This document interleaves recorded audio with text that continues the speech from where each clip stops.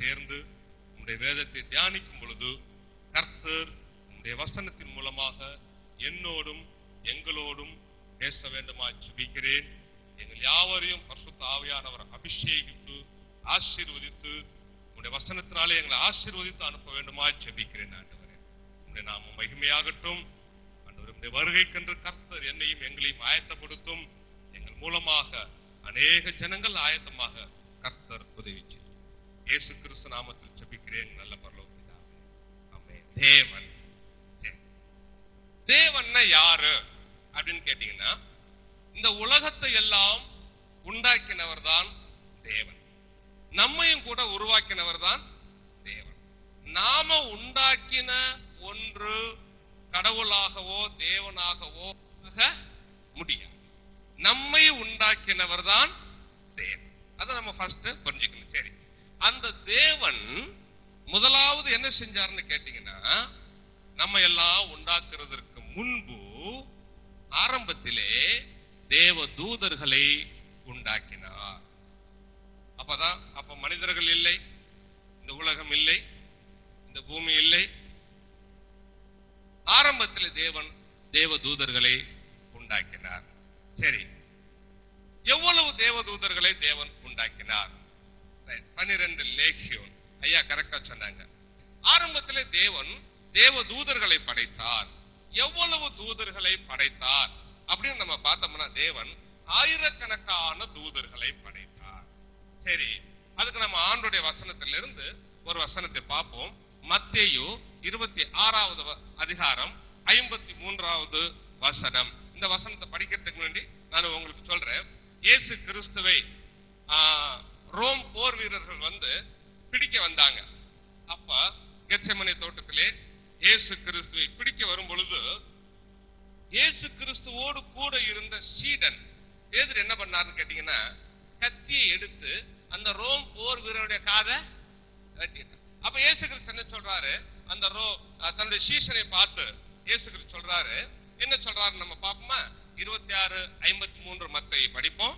நான் இப்பொழுது என் பிதாவை வேண்டிக் கொண்டால், இயேசு கிறிஸ்து சொல்றாரு பேதுருவை பார்த்து, பேதுருவே, நான் இப்பொழுது என்னுடைய பிதாவை வேண்டிக் கொண்டால் அவர் 12 லேகியோனுக்கு அதிகமான, அவர் 12 லேகியோனுக்கும் அதிகமான தூதரை என்னிடத்தில் அனுப்ப மாட்டார் என்று நினைக்கிறாயா? தூதரை என்னிடத்தில் அனுப்ப மாட்டார் என்று நினைக்கிறாயா? உன் கத்தி இருக்கு எனக்கு. இப்ப நான் என் பிதாவை வேண்டிக்கிட்டேன்னா அவர் 12 லேகியோனுக்கும் அதிகமான தூதர்களை அனுப்பி என்னை காப்பாத்துவாரு. உன் கத்தி எனக்கு எதுக்காக? அதை உரையில போடு. கத்தி எடுத்தவன் கத்தியாலே சாகவா அப்படின்னு சொல்லிட்டு இயேசு சொல்றாரு. சரி, இப்ப இயேசு சொல்றாரு 12 லேகியோனுக்கும் அதிகமான தூதர். அது என்ன 12 லேகியோன்? அந்த நாட்களிலே ரோம் மிலிட்டரியில பாத்தீங்கன்னாக்க போர் வீரர்களை வந்து இந்த லேகியோன் அப்படின்னு சொல்லிட்டு தான் கணக்கு வைக்குவாங்க. 6000 போர் வீரர்கள் இருந்தால் ஒரு லேகியோன் அவங்களுடைய கணக்கு. அந்த கணக்கத்தை, ஏன்னா அப்ப உலகம் முழுவதும் இயேசு கிறிஸ்து பிறந்த நாட்களில உலகம் முழுவதும் ரோமருடைய ஆட்சி இருந்தது. அந்த கணக்கு இங்க இயேசு கிறிஸ்து சொல்றாரு 12 லேகியோன். ஒரு லேகியோன்னா 6000 போர் வீரர்கள் இருந்தா ஒரு லேகியோன். அப்ப 12 லேகியோன்னா எத்தனை ஆயிரம் வரும்? கணக்கு போட்டு சொல்லுங்க பாப்போம். 72,000. இங்க இயேசு கிறிஸ்து 72,000 தூதர்கள் சொல்றாரா? அதற்கும் அதிகமாக. சரி, இப்ப நமக்கு தெரியுது தேவன் எவ்வளவு தூதர்களை படைத்தார்னு நம்ம பார்க்கும் பொழுது 72,000த்திற்கும் அதிகமான தூதர்களை படைத்தார். சரி, இப்ப நமக்கு தெரிஞ்சு போச்சு 72,000 அப்படின்றது 1 லட்சம் இருக்கலாம், 2 லட்சம் இருக்கலாம், 3 லட்சம் இருக்கலாம். ஆனா ஒண்ணு மாத்திரம் தெரியும், தேவன் ஆயிரக்கணக்கான தூதர்களை படைத்தார். ஆயிரக்கணக்கான தூதர்களை தேவன் படைத்து என்ன பண்ணார்னு கேட்டீங்கன்னா 3 பங்காக பிரித்தார். எத்தனை பங்கா பிரிச்சாருங்க? 3 பங்காக பிரித்தார். இதெல்லாம் சின்ன சின்ன டாட் போட்டிருக்கோம் பாத்தீங்களா? இதெல்லாம் தேவ தூதர்கள் நினைச்சீங்க. இதெல்லாம் தேவ தூதர்கள் நினைச்சீங்க. ஏன்னா தேவ தூதர்களுடைய படத்தை கொண்டு வந்து இங்க போடுறதுக்கு இடம் பார்த்தா சின்ன சின்ன டாட்டா போட்டிருக்கேன். சரி, இது முதலாவது கூட்டம் தேவதூதர்கள், இது 2வது கூட்டம் தேவதூதர்கள், இது 3வது கூட்ட தேவதூதர்கள்.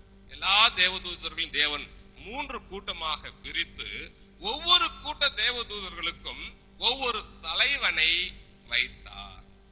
இப்ப முதலாவது கூட்ட தேவதூதர்களுக்கு தலைவன் யார் சொல்லுங்க பாப்போம்? லூசிபர்.